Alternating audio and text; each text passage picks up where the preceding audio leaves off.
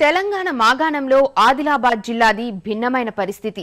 అధిక వర్షపాతం నమోదయ్యే ఈ అడవుల జిల్లాలో నిరుడు తీవ్ర వర్షాభావం ఏర్పడింది. ప్రధాన పంటలన్నీ ఎండిపోయాయి. కరువు ప్రాంతంగా ప్రకటించాలని జిల్లా యంత్రాంగం నివేదించినా ప్రభుత్వం కర్ణించలేదు. సంక్షోభంలో కొట్టుమిట్టాడుతున్న అన్నదాతలను మళ్లీ తొలకరి పలకరించనుంది. నకిలీ విత్తనాలు, ఎరువుల కొరత, పెట్టుబడులలేమితో ఖరీఫ్ సాగుకు సంశయిస్తోన్న వ్యవసాయదారుల అంతరంగం, వ్యవసాయ శాఖ ప్రణాళికపై మా ప్రతినిధి మణికేశ్వర్ ముఖాముఖి మీకోసం. ఆశల ఖరీఫ్ వరుణుడి పలకరింపు కోసం ఎదురు చూస్తుంది. గత ఏడాదంతా చేదు అనుభవమే. ఈసారైనా విత్తనం బాగుండాలి, ఎరువులు సకాలంలో అందాలి, అప్పులు తీరాలనే భావన కనిపిస్తుంది. రైతులు కోరుకుంటున్న ఆశయాలేంటి, వ్యవసాయ శాఖ చేపడుతున్న ప్రణాళిక ఏంటని తెలుసుకునే ప్రయత్నం చేద్దాం.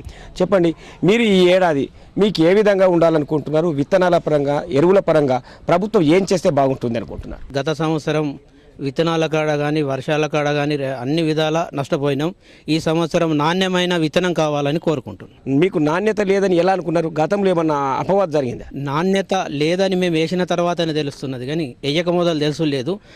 ఈ అగ్రికల్చర్ వాళ్ళు 100 విత్తనాలు తీసుకొని షాంపుల్గా రైతులకు చూపించాలా, ఇగో ఇన్ని విత్తనాలు తీసుకున్నాము, ఇంత శాతం మొలిసిందని.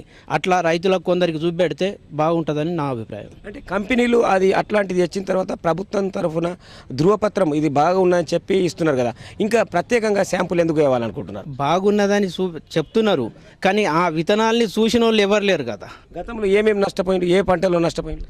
పోయిన సంవత్సరం సోయాబీన్లో నష్టపోయినాం. మొత్తం బ్రహ్మ కాదు, అన్ని విత్తనాలు పోయినాయి. పోయిన సంవత్సరం అన్ని విత్తనాలు కూడా పత్తి పంట పండలేదు, అన్ని నకిలీ అని మేమైతే అనుకుంటున్నాం. మీకు ఏ విత్తనాలు నష్టపోయినాయి, మీరు ఎట్లా ఉన్నాయి? సార్ సోయా విత్తనాలు ఇచ్చింది సార్, అయితే అవి కొన్ని మొలలేదు, కొన్ని మొలిచినాయి కూడా, పొట్టి రాశి ఇంతే సైజు మొలిచినాయి సార్. అగ్రికల్చర్ వాళ్ళకి పిలిచి చూపించినాము, కాయట్లేదు సార్, మీ విత్తనాలు పెట్టినాము కానీ మాకు దిగుబడి రావటం లేదు సార్ అంటే సూచనలు రాసుకుని పోయింది సార్. ఇంతవరకు ఎలాంటి దాన్ని అవిటికి ఇవ్వలేదు సార్.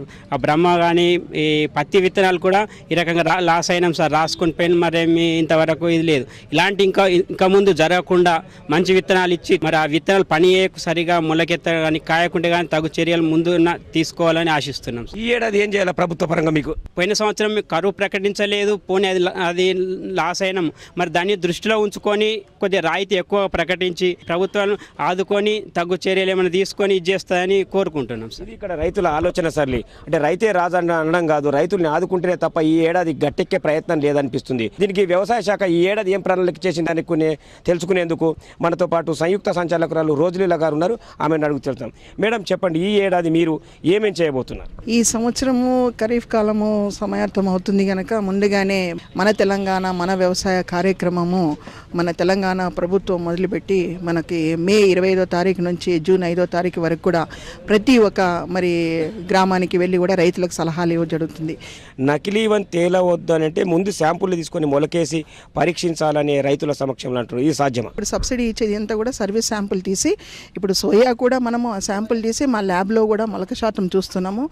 అదేవిధంగా రైతులు కూడా నేను విజ్ఞప్తి చేసేది ఏంటంటే, ఒక 100 గింజలు, ఒక చిన్న రంధ్రం చేసి 100 గింజలు తీసి వాళ్ళ ఇంటి దగ్గర కూడా పెట్టుకొని 100 గింజలలో వాళ్ళకి 70 వరకు మొలక వచ్చిందంటే చాలా మంచి మొలక శాతం, 75% వరకు వస్తే 70 అయినా పర్వాలేదు.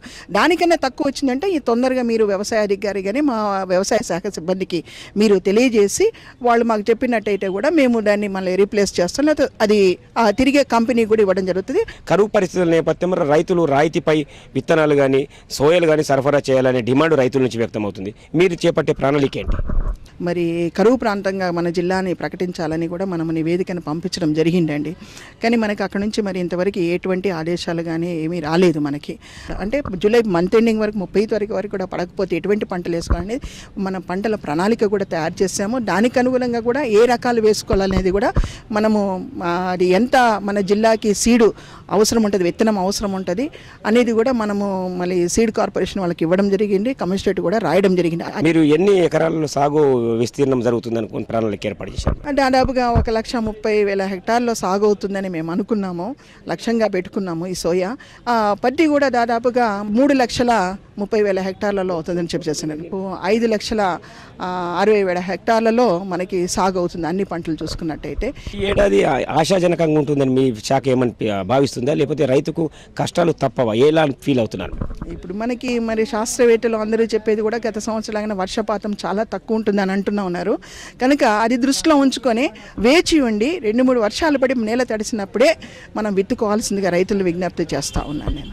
ఇది వ్యవసాయ సంయుక్త సంచాలకులు రోజులీల గారి ఆలోచన విధానం. కానీ రైతుని గట్టెక్కించేందుకు తమ తరపున అన్ని విధాల సహాయశక్తులు అందిస్తున్నామని చెప్తున్నారు. మొత్తం మీద ఈ ఏడాది కూడా అధికారులు ఇటు రైతుల మనోభావాన్ని చూస్తుంటే కష్టాల కడలిలోనే ఖరీఫ్ ప్రారంభమయ్యే పరిస్థితి కనిపిస్తుంది. కెమెరామెన్ కిరణ్తో మణికేశ్వర్, ఈటీవీ న్యూస్, ఆదిలాబాద్.